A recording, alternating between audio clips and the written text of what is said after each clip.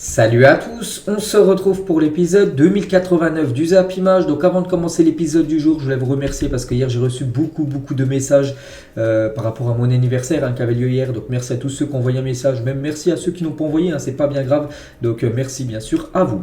Donc aujourd'hui, en ce jeudi 5 janvier, il y a des anniversaires et on commence tout d'abord avec Michelo Mudryk qui fête aujourd'hui ses 22 ans, le jeune joueur de l'équipe du Shakhtar. Lui, on l'annonce beaucoup pour un transfert peut-être du côté de Arsenal. Aujourd'hui, il fête ses 22 ans. Bon anniversaire à lui. Et sinon, tous ces autres joueurs fêtent leur anniversaire aujourd'hui. On peut voir aussi, par exemple, l'ancien Lyonnais Tino Kadewere, il fête aujourd'hui ses 27 ans. Même David Costa, le jeune joueur de l'équipe de Lens, il fête aujourd'hui lui ses 22 ans. On va parler maintenant de tout ce qui s'est passé lors de la journée d'hier. Il y avait une journée de Serie A, c'était le retour du championnat italien et on commence avec une magnifique affiche. C'était hier soir entre l'équipe de l'Inter Milan et l'équipe de Naples. Et c'est l'Inter qui s'est imposé 1-0 lors de cette rencontre. Edin Dzeko, l'unique buteur de la rencontre. Un magnifique but de la tête pour Edin Dzeko. On peut voir les statistiques de la rencontre. On peut voir que Naples a un peu plus dominé en gros, que ce soit la possession, les tirs ou même les tirs cadrés, un tir cadré de plus que cette équipe de l'Inter. Mais l'Inter est efficace. Une frappe cadrée, un but. Donc voilà, félicitations à l'Inter. L'Inter Milan prend les 3 points. Et du coup, avec cette défaite, Naples, c'est une fin de série. Parce qu'après 15 matchs sans défaite en championnat, le Napoli s'incline pour la première fois de la saison en championnat. Ils avaient déjà perdu, mais c'était en Ligue des Champions, mais ils n'avaient toujours pas perdu en championnat. C'était la seule équipe des gros championnats européens à n'avoir toujours pas goûté à la défaite. Voilà, chose faite pour cette équipe de Naples dès leur premier match pour cette nouvelle année 2023. Donc après, Naples reste toujours quand même premier avec 5 points d'avance sur l'équipe de l'AC Milan qui est deuxième. Mais bon, voilà, c'est pas non plus une catastrophe, mais coup d'arrêt pour cette équipe de Naples. Et c'est que Naples, les gars, regardez leur série qu'ils avaient. Ils avaient commencé avec 2 victoires, ensuite 2 matchs nuls, puis après ils avaient tout gagné en Serie A, puis là du coup une lose, lose, donc en gros match perdu pour cette équipe de Naples. On va parler cette fois-ci de la Juventus Turin qui jouait hier du côté de Cremonese et petite victoire, mais victoire tellement importante pour la Juventus Turin. Donc c'est Milik, les gars, l'ancien Marseillais qui a inscrit l'unique but du match, en plus un magnifique but, un but déjà inscrit à la 91e minute de jeu, pour vous montrer l'importance de son but en toute fin de match, et surtout un but sur coup franc, donc voilà, magnifique but de Milik. On peut voir les statistiques de la partie. Donc la Juve quand même mérite bien sûr sa victoire. Et la Juventus actuellement, ça va très fort. Souvenez-vous, ils avaient très mal commencé le début de la saison. Mais depuis 7 matchs, ça va très bien. Parce que les 7 derniers matchs de Serie A, c'est 7 victoires. 1-0, 4-0, 1-0, 2-0, 1-0, 3-0, 1-0.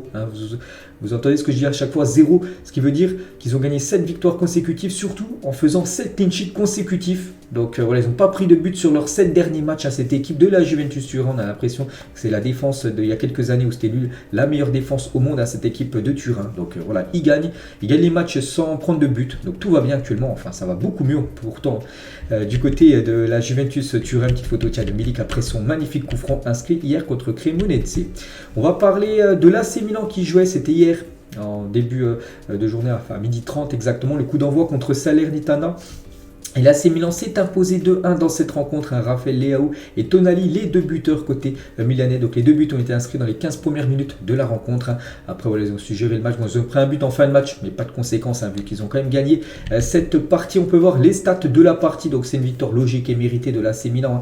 16 tirs, 10 tirs cadrés quand même pour l'équipe de Milan. C'est-à-dire que le gardien de Salernitana, qu'on va parler là dans quelques secondes, un gardien que tout le monde connaît, a fait beaucoup d'arrêts. Donc Salernitana, eux, c'est une frappe cadrée, un but. Donc efficace. Voilà, concernant cette rencontre. Et concernant Raphaël Leao, donc il inscrit le premier but de l'année en Serie A, vu que l'équipe de Milan jouait à 12h30. C'était la première rencontre en gros de Serie A pour cette nouvelle année 2023. C'est lui qui a inscrit le premier but du match. Donc c'est lui en gros qui a inscrit le premier but pour cette nouvelle année 2023 du côté du championnat italien. Et toujours avec Raphaël Leao, donc Stefano Pioli sur la performance du joueur portugais. Donc à la fin du match, il a dit c'est l'un de ses meilleurs matchs depuis que je suis à Milan. Vraiment, il a fait une énorme prestation. Raphaël Leao. Et toujours avec lui, donc buteur, j'ai dit hier, c'est déjà son 7e but en 15 matchs de championnat cette saison pour l'international portugais. Et on va parler de Tonali, donc lui débute aussi très bien son année. Donc passe D pour Leao au bout de la 10e minute de jeu. Et c'est lui qui inscrit l'autre but, but à la 15e minute, Tonali. Donc voilà, buteur et passeur D, la pépite italienne. Et côté Salernitana, je dis un gardien que tout le monde connaît, parce que c'est Ochoa, je l'avais dit il y a quelques jours que Ochoa revenait en Europe pour gauler pour cette deuxième partie de saison du côté de Salernitana. Donc il a joué hier, il a fait beaucoup d'arrêts pour son premier match avec Salernitana, et malgré 2 buts encaissés, Ochoa a réalisé 9 arrêts, de quoi soigner son retour en Europe, bien sûr pour ce légendaire gardien mexicain. On continue avec les autres matchs en Italie, il y avait aussi l'AS Roma contre l'équipe de Bologne, et c'est l'AS Roma qui réalise la bonne opération en s'imposant 1-0. Pellegrini, l'unique buteur du match à la 6e minute de jeu, 3 points de plus au classement pour l'équipe de José Mourinho. On peut voir aussi que l'Atalanta Bergame a concédé le match nul 2-2 du côté de la Spezia. Voilà, concernant cette rencontre, on peut voir en plus qu'ils ont égalisé à la 93e minute cette équipe de l'Atalanta Bergame. Ils ont failli perdre le match, ils prennent quand même un point de leur déplacement. On peut voir pourtant qu'ils ont quand même dominé avec plus de 19 tirs, mais seulement 3 tirs cadrés, le même nombre de tirs cadrés que la Spezia. Donc voilà, on va dire un nul plutôt logique, malgré que l'Atalanta a beaucoup tenté, mais trop d'imprécision, on va dire, devant le but adverse. La Fiorentina fait un partout contre l'équipe de Monza. On peut voir les stats de la partie pourtant. Voilà, d'après les stats, la Fiorentina a beaucoup plus dominé que cette équipe de Monza, mais Monza prend un point. Donc félicitations à eux. Il y avait aussi Lecce contre la Lazio de Rome, et c'est Lecce qui s'impose 2-1 dans cette rencontre. On peut voir les stats de la partie. Et une petite info concernant l'équipe de Lecce. Concernant Samuel Umtiti, il y a encore des choses qu'on n'aime pas voir dans le football, je le dis trop souvent, et bien sûr c'est trop, ça devrait plus exister ça bien sûr en 2023. Donc le défenseur français de Lecce, Samuel Umtiti, a subi des chants racistes de la part de supporters de la Lazio de Rome mercredi après-midi, donc hier. Donc il y a lui et aussi son coéquipier, Lamek Banda, qui ont été victimes de chants racistes de la part de supporters de la Lazio cet après-midi. Donc on espère de nouveau qu'une enquête soit ouverte, mais c'est vrai qu'il y a souvent ces problèmes-là, comme dans le championnat italien. C'est pas la première fois bien sûr qu'il y a ces problèmes-là en Italie. Du coup voilà, bien sûr courage aux 2 joueurs de Lecce. Et toujours sur cette rencontre, mais cette fois-ci on va reparler bien sûr football. Donc Ciro Immobile, c'est lui qui a inscrit l'unique but du match côté Lazio, et donc avec son nouveau but, donc il a désormais marqué 189 buts en Serie A et se hisse à la 9e place des meilleurs buteurs de l'histoire du championnat italien. C'est énorme, il est dans le top 10 Immobile. Donc il a dépassé un certain Alessandro Del Piero, Alberto Gilardino et aussi Giuseppe Signori, 188 buts chacun, voilà, pour ces 3-là dans l'histoire de la Serie A, alors que Ciro Immobile lui est à 189. Donc félicitations bien sûr à l'attaquant de Naples. Et si on peut voir tous les autres résultats de cette 16e journée en Italie, donc il y a des rencontres, j'ai pas parlé, Torino contre Vérone, il y a eu un partout. Il y a qui encore que j'ai pas parlé, je crois qu'il y a eu Udinese Empoli, un partout également. Voilà, sinon bien sûr je fais le tour de toutes les rencontres.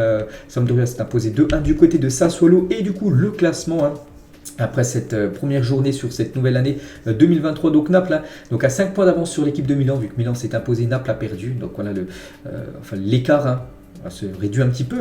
La Juventus 3e, la Juve, j'ai dit, ça enchaîne 7 victoires d'affilée, donc du coup il se replace très bien au classement, vu qu'il était 11e quasiment au début de saison.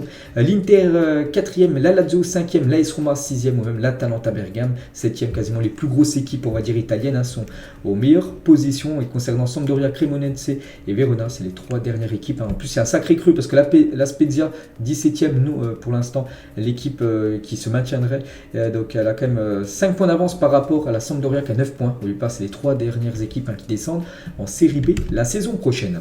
Direction la Première Ligue, il y avait aussi quelques rencontres. On commence tout d'abord avec Tottenham du côté de Crystal Palace. C'était un derby parce que Crystal Palace c'est à Londres, Tottenham également c'est à Londres.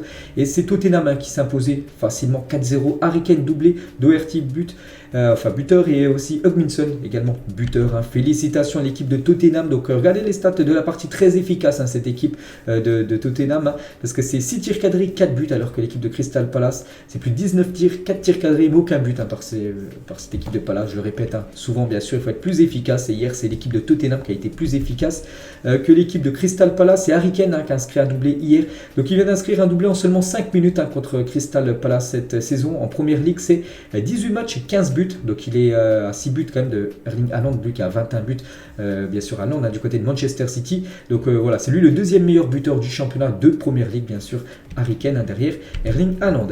Et depuis qu'il a rejoint cette équipe de Tottenham, là je parle seulement en première ligue, hein. Donc il a déjà joué plus de 300 matchs en première ligue et 198 buts en première ligue du côté de Tottenham, hein, tout simplement pour Harry Kane. Il est bientôt aux 200 buts inscrits dans le championnat anglais, et Harry Kane cette fois-ci toute compétition confondue, si on rajoute la Ligue des Champions, la FA Cup, la Carabao Cup, voilà tout ce qu'a pu jouer sur l'équipe de Tottenham. Donc il est plus qu'à 2 buts de devenir le meilleur buteur de l'histoire de Tottenham, hein. 264 buts actuellement il est, donc le premier c'est Jim Reveux, lui qui a 266, donc 264, toutes compétitions confondues, et comme j'ai dit, un 198 en première ligue. On continue avec les autres rencontres en PL. Hier, Aston Villa et Wolverhampton se quittent sur un match nul, un partout. Donc Podence et Ings ont été les deux buteurs de la rencontre. On peut voir les stats de la partie. Et juste une petite info concernant Emiliano Martinez, qu'on a beaucoup parlé quand même depuis la fin de la Coupe du Monde, et des deux retours dans les buts d'Aston Villa après son titre de champion du monde. Il avait été sur le banc lors du dernier match contre l'équipe de Tottenham, mais hier c'est lui qui a gardé les cages de Aston Villa. Bon, il a pris un but, mais voilà, son équipe ne s'est pas incliné, et il a présenté à sa médaille de vainqueur de champion du monde aussi son trophée du meilleur gardien du dernier mondial. Il y a aussi Nottingham Forest contre Southampton, c'est deux équipes très mal classées, et la très mauvaise opération, c'est pour Southampton qui s'est fait battre à domicile contre l'équipe de Nottingham Forest, donc Awoniyi, l'unique buteur du match. Regardez les gars, Nottingham Forest, c'est une frappe cadrée, un but. Sur Southampton, c'est 0 tir cadré, 0 but. C'est qu'il y a eu seulement une frappe cadrée dans le match, et cette frappe cadrée a fini au fond des filets et permet à Nottingham Forest de prendre 3 points. 3 points très importants pour le maintien. Je vais vous montrer juste après. Southampton, ils vont jouer en deuxième division la saison prochaine, c'est une catastrophe cette saison. Et concernant le buteur d'Awoniyi, donc voilà, concernant ce genre de Nottingham, donc les 4 victoires de Nottingham Forest ont gagné 4 fois cette saison, et les 4 fois qu'ils ont gagné, ils ont gagné un 0 à chaque fois, et sur ces 4 fois où ils ont gagné un 0, 3 fois c'est le buteur Taiwo Awoniyi qui a marqué le but de la victoire, le but du coup des 3 points à chaque fois pris par cette équipe de Nottingham Forest. Il y avait aussi Leeds contre West Ham, score final 2 partout entre ces deux équipes efficaces. Tiens, West Ham a 2 tirs cadrés, 2 buts, alors que Leeds a plus de 6 tirs cadrés seulement, 2 buts. Le classement, après voilà les 4 rencontres hier. Donc juste pour parler un petit peu des dernières places, après on parle un peu au-dessus. Donc Southampton 12 points, je dis, ils ont perdu contre Nottingham, et Nottingham, souvenez-vous, eux qui étaient dernier comme depuis quelques temps, et maintenant ils sont 15e parce qu'ils ont pris pas mal de points là, lors des derniers matchs. Donc 15e maintenant cette équipe de Nottingham, souvenez-vous, qui a beaucoup recruté lors du dernier mercato. Donc Wolverhampton avant dernier, Everton avec 18e avec 15 points, mais c'est serré quand même, on peut voir. Et devant bien sûr c'est toujours Arsenal, City et Newcastle, les 3 premières équipes. N'oubliez pas qu'aujourd'hui gros match, c'est le dernier match de cette rencontre, de cette journée. Donc c'est Chelsea contre Manchester City, c'est ce soir, c'est marqué 20h heure anglaise, mais 21h heure en France, bien sûr ceux qui veulent suivre le match. Donc Chelsea actuellement 10e, Chelsea c'est une catastrophe, ils ont 25 points, Manchester City a 11 points de plus, 36 points, donc voilà, c'est à Stamford Bridge ce soir, voilà ce gros match qu'on parlera bien évidemment demain. Direction l'Espagne, on va parler de la Coupe du Roi, et le Barça jouait du côté de l'Intercity. Intercity, c'est une équipe de 3e division, par exemple Intercity sont dans la poule du Barça B. Il y avait eu 0-0 cette saison, et lors de ce match de Coupe du Roi, cette fois-ci c'était contre l'équipe première du Barça, et ils ont failli créer un énorme exploit. Donc ils se sont inclinés à 4-3, mais ils ont quand même accroché le match nul 3-3 ça allait en prolongation en gros. Donc on peut voir tous les buteurs de la rencontre. Donc Araujo, Dembélé, Rafinha et Fati ont été buteurs côté Blaugrana, alors que Soldevilla, un joueur de Intercity, a inscrit un triplé contre le FC Barcelone. On va revenir bien sûr sur ce joueur là dans quelques instants. Tout d'abord, le Barça a complètement dominé cette rencontre, 77% de possession de balle, comme d'habitude, une énorme possession de balle, mais plus de 29 tirs, c'est énorme, 29 tirs, 10 tirs cadrés, 4 buts, plutôt efficace, mais beaucoup d'imprécision, quand même 19 tirs hors cadre pour cette équipe Blaugrana, alors que l'équipe d'Intercity c'est aussi efficace, 6 tirs cadrés, 3 buts pour cette équipe de 3e division espagnol. On peut voir le scénario à chaque fois, le Barça mené à 0, avec un but d'avance, et à chaque fois l'équipe d'Intercity arrive à recoller, incroyable, 1-0, 1-2, 1-2-2, 3-2, 3-3, puis après ça s'est joué en prolongation, et Fati a marqué le dernier but, puis après ça a été trop compliqué après pour Intercity de revenir à 4 partout. Et on peut voir la une du journal Mundo Deportivo aujourd'hui, bien sûr ça revient sur Ansu Fati qui délivre, voilà tout simplement cette équipe Blaugrana avec le 4e but, le but du coup synonyme de la qualification. Donc il est fait la une aujourd'hui du journal Mundo Deportivo, la même chose pour la une du Journal Sport, hein, pour la pépite en dessous Fati. Et du coup le Barça est en 8e de finale de coupe du Roi. Voilà, donc félicitations à eux. Hein. Ils seront parmi les meilleures équipes, enfin Coupe du Roi cette saison, hein, du côté de l'Espagne. On va parler d'Dembélé, buteur hier soir avec le FC Barcelone en Coupe du Roi. Félicitations à Ousmane Dembélé. On va parler aussi de Ronald Araujo, souvenez-vous, le dernier match qu'il avait joué, hein, ça remontait à pas mal de temps, ça faisait plus de 3 mois qu'il n'avait pas joué parce que c'était blessé, il a même loupé la Coupe du Monde à cause de sa blessure parce que c'était opéré à la Coupe du Monde. Il a marqué en plus un but très rapide dans le match, hein. Après seulement 4 minutes de jeu, il a inscrit un but, Araujo, donc parfait bien sûr pour son retour. Et côté Intercity, on revient les gars sur ce Oriol Soldevilla, joué pour la Masia il y a 3 ans. Donc la Masia, c'est le centre de formation du FC Barcelone. Et hier soir, il a inscrit un triplé face au Barça. Incroyable, hein. Voilà ce joueur, bah, tiens, on peut voir là avec le maillot du FC Barcelone, c'est un ancien joueur du centre de formation du Barça, Pierre. Bah, maintenant, il joue du côté de cette équipe d'Intercity. Et hier, il a inscrit 3 buts, hein, contre son club formateur. Et Oriol Soldevilla est le premier joueur à réussir un triplé contre Barcelone depuis un certain Kylian Mbappé en février 2021. Souvenez-vous, au Camp Nou, alors d'un match de Ligue des Champions. On continue avec la Coupe de Roi. Il y avait aussi l'Atlético Madrid, hein, qui jouait du côté de Real Oviedo. Et ça passe aussi pour l'Atlético, une victoire 2-0. Barrios et Llorente, les 2 buteurs. Donc l'Atlético s'en sort sans problème et se qualifie pour le prochain tour. On peut voir les stats de la partie. Et il y avait aussi le FC Séville, les gars, qui s'est imposé facilement contre l'Inares 5-0. Mais regardez l'efficacité du FC Séville, hein. 5 tirs cadrés, 5 buts. Voilà, donc rien à dire, hein. Parfait pour eux. Et à noter que côté FC Séville, l'attaquant marocain Youssef En-Nesyri, il a marqué 2 buts dans cette rencontre et pour son premier match, hein, le Marocain s'est offert un doublé face à l'Inares en Coupe du Roi.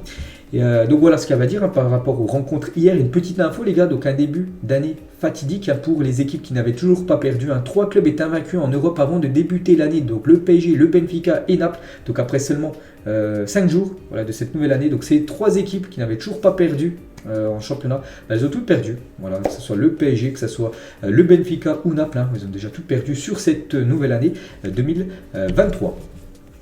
On prend la direction de Paris, hein, et le message de Léo Messi sur Instagram après l'accueil reçu à l'entraînement du PSG. Hein, j'ai dit hier, j'ai même montré qu'il y avait une aide d'honneur, tout ça. Donc il a mis un petit message sur son compte Instagram. Un grand merci à mes collègues et à toutes les personnes du club pour l'accueil qu'ils m'ont donné. Nous sommes déjà de retour et impatients à continuer à atteindre les objectifs de cette saison maintenant avec le PSG. Hein. Donc voilà, la Coupe du Monde c'est fait. En plus, il a gagné, parfait pour lui.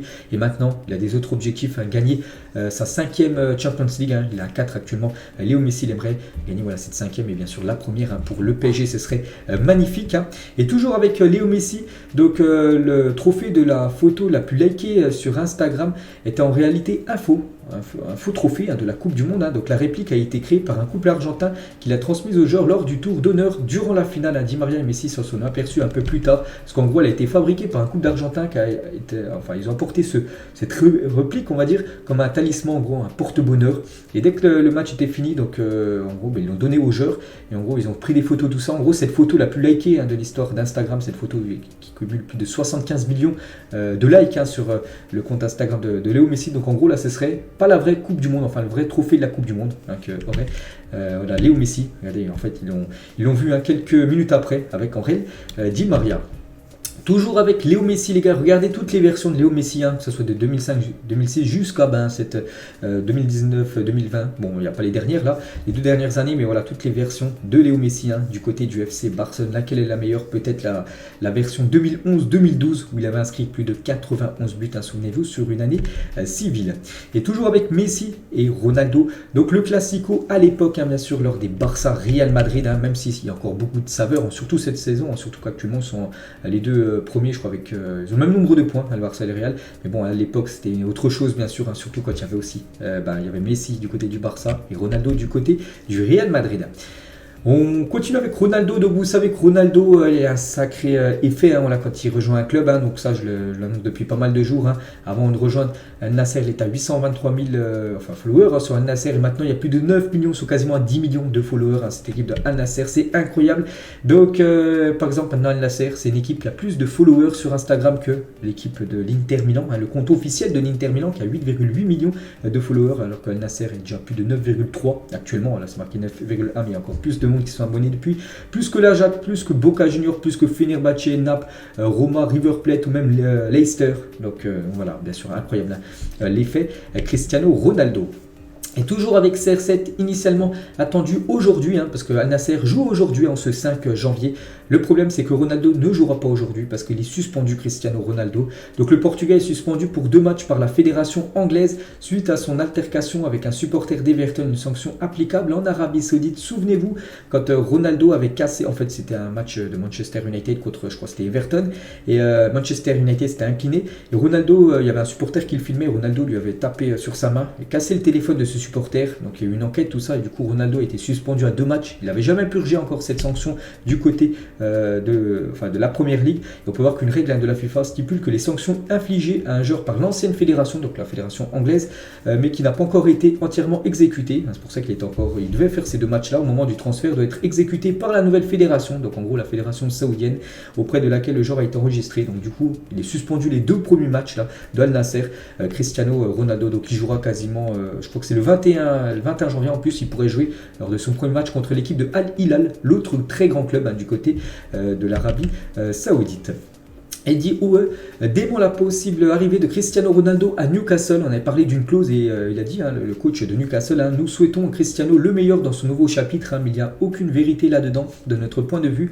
Ce n'est pas vrai qu'on a ce genre de clause, que Ronaldo puisse venir du côté de Newcastle si Newcastle se qualifie en Ligue des Champions. Voilà ce que dit Eddie Howe, que c'est pas vrai pour l'instant. Bon, après, entre ce qu'il dit et ce qui est vrai, bien sûr, il peut bluffer. Donc on verra bien sûr ce sera quoi la suite pour Cristiano Ronaldo.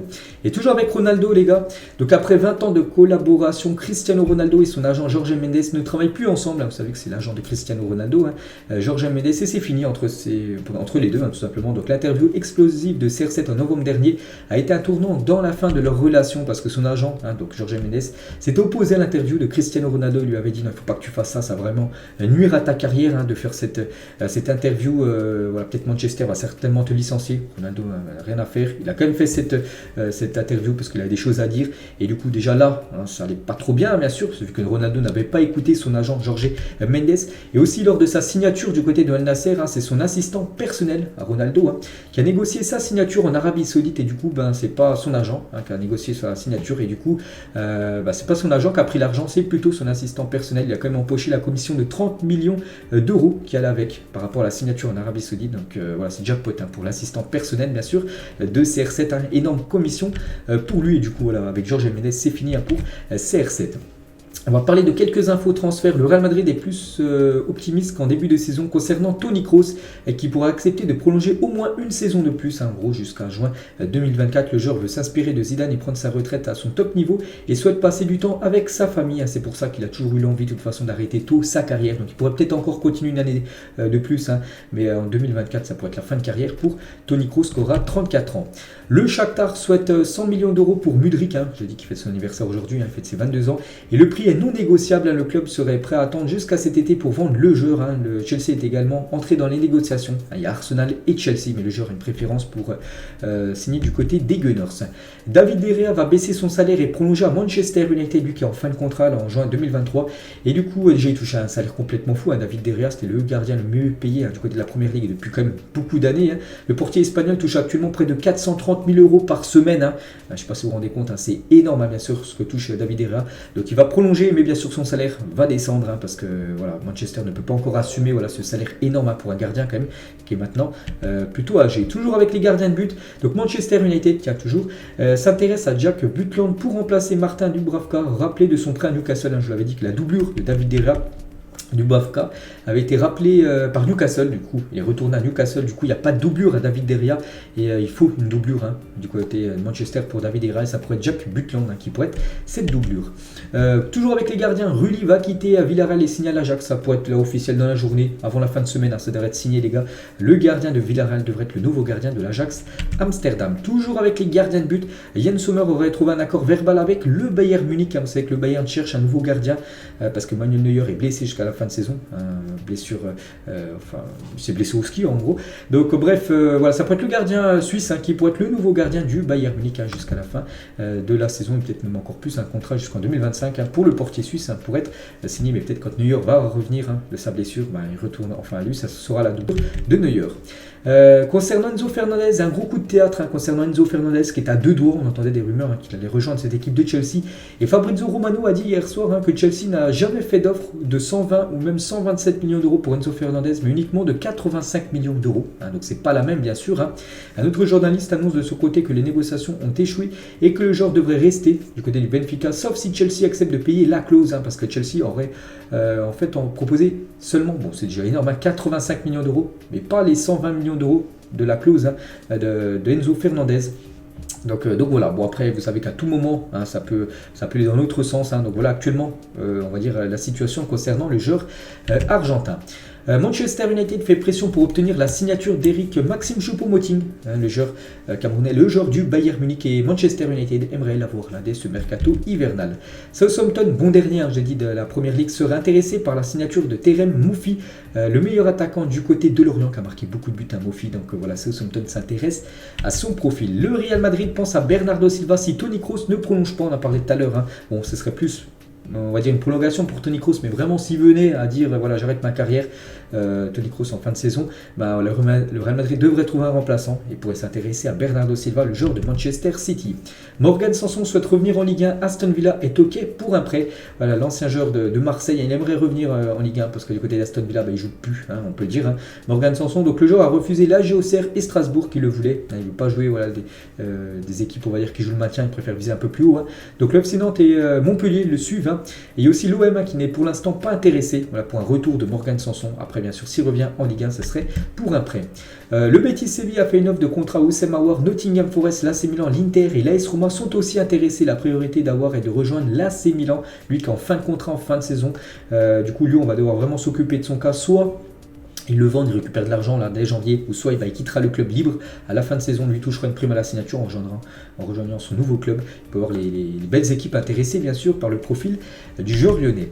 Depuis l'été dernier, Pablo Longoria, l'OM observe attentivement Ilyes Amash, un jeune joueur de 19 ans, c'est un joueur qui joue ailier, qui évolue à Valenciennes. Voilà, donc c'est un joueur que Marseille s'intéresse à, ce jeune joueur que je ne connais pas du tout les gars, ce jeune Ilyes Amash. Officiel, John Mee prolonge avec le Real Betis jusqu'en 2026. Voilà, félicitations à ce joueur, il prolonge de 2 saisons de plus, vu qu'il était en fin de contrat en 2024 avec l'équipe du Betis Séville.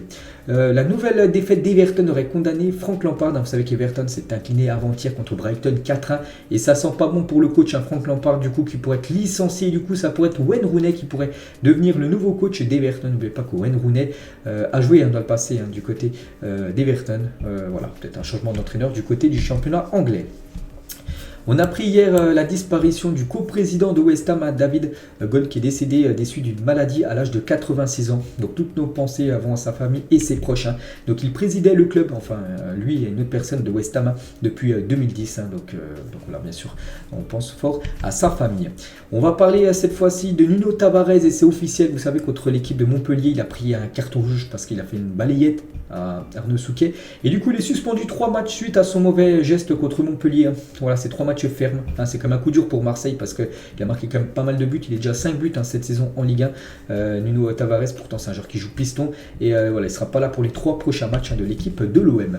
Lui aussi, il ne sera pas là pour les prochains matchs. C'est officiel, le TAS rejette l'appel du FC Barcelone pour la suspension de Robert Lewandowski. Le Polonais manquera donc les 3 prochains matchs prochain match du Barça, c'est un gros match, c'est ce week-end, c'est contre l'Atlético Madrid à Madrid.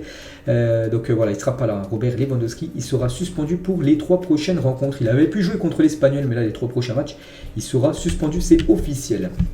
L'AS Monaco a inscrit au moins un but sur ses 27 derniers matchs. L'AS Monaco, voilà, 27 derniers matchs en Ligue 1, au moins un but à chaque fois inscrit. Donc le club du Rocher devance le Stade Rennais, la deuxième meilleure série en Europe, pas seulement en France, avec 16 matchs d'affilée avec au moins un but pour Rennes. Et le Real Madrid en 3e position avec 15 matchs d'affilée en marquant au moins un but pour l'équipe madrilène. Regardez les joueurs de Première Ligue qui ont manqué le plus de grosses occasions cette saison. Et le premier, je l'ai déjà dit il y a quelques jours, c'est un joueur qui manque beaucoup d'occasions. C'est Darwin Núñez qui a manqué 15 grosses occasions quand même depuis le début de la saison en Première Ligue. Il devant Stoney, Salah, Jesus ou même Erling Haaland. Mais c'est un problème pour Núñez les gars. Le manque d'efficacité de ce joueur qui a coûté plus de 100 millions d'euros quand même à l'équipe de Liverpool. Bonus bien sûr compris. On va parler du foot féminin et d'un transfert record. Donc l'attaquante, elle s'appelle Bertani England. Donc voilà, England quitte Chelsea et signe à Manchester United. Le transfert devient le plus cher de l'histoire du foot féminin. 300 000 euros. C'est que dans le foot masculin, 300 000 euros, c'est un tout petit transfert. Bien sûr, vu que des fois, ça va plus de 100 millions d'euros les transferts. Et dans le foot féminin, c'est énorme. 300 000 euros, c'est elle maintenant, dorénavant. La Neymar en version fille, parce que Neymar, c'est le transfert le plus cher en version homme. Et elle, 300 000 euros. Voilà, le transfert le plus cher de l'histoire du foot féminin. Le nouveau ballon pour la saison 2023 de MLS présenté par Adidas. Voilà, donc cette saison de MLS là qui va commencer très prochainement. Donc ça commence toujours début d'année, c'est début d'année. C'est pas comme nous en Europe où ça commence, on va dire août, tout ça. Donc en MLS c'est début d'année. Donc voilà le nouveau ballon qui sera utilisé pour cette nouvelle saison. Le troisième maillot 2023-2024 de Chelsea sera Vermont. Voilà, donc voilà, c'est pour l'instant des rumeurs, mais bon, Footy9, quand ils donnent des infos, tout ça, c'est qu'ils sont très bien renseignés. Ça sera le troisième maillot de Chelsea la prochaine saison et le troisième maillot de l'Inter Milan pour la prochaine saison devrait être la couleur orange, la couleur dominante du maillot. Quelle photo les gars lors des adieux, on va dire, du roi Pelé. Pelé, 82 ans, bien sûr, vive le roi du côté de Santos avec cette magnifique vue, bien sûr, de Santos derrière, la ville au Brésil avec aussi ce coucher de soleil du côté du Brésil. Des nouvelles de Zlatan Ibrahimovic, actuellement en vacances, toujours blessé un peu. Zlatan va bientôt normalement revenir. C'est le joueur qui a plus de 41 ans. Et nouvelle coupe pour Zlatan Ibrahimovic. Voilà, donc voilà, des détresses pour l'attaquant suédois. Et on finit les gars cet épisode aujourd'hui. C'est la dernière question la dernière photo et dernière question. Enfin, pour ceux qui veulent répondre, n'hésitez pas à mettre en commentaire. Donc très simple la question. Donc à leur prime, lequel était le plus fort? Soit Benzema, soit Lewandowski par rapport au top de leur carrière. Donc n'hésitez pas à mettre tout ça en commentaire. Moi je partirais peut-être sur Robert Lewandowski. Voilà, c'est mon point de vue. Peut-être qu'il y en a bien sûr qui mettraient plus Karim Benzema. Voilà, donc voilà ce que j'avais à dire aujourd'hui. Donc on se retrouve peut-être ce soir. Je verrai si j'en fais une ce soir. Si j'ai assez d'infos, j'en fais une. Si j'ai pas assez, on se retrouve demain à midi. Allez, moi je vous laisse. Bonne journée à vous et à plus tard.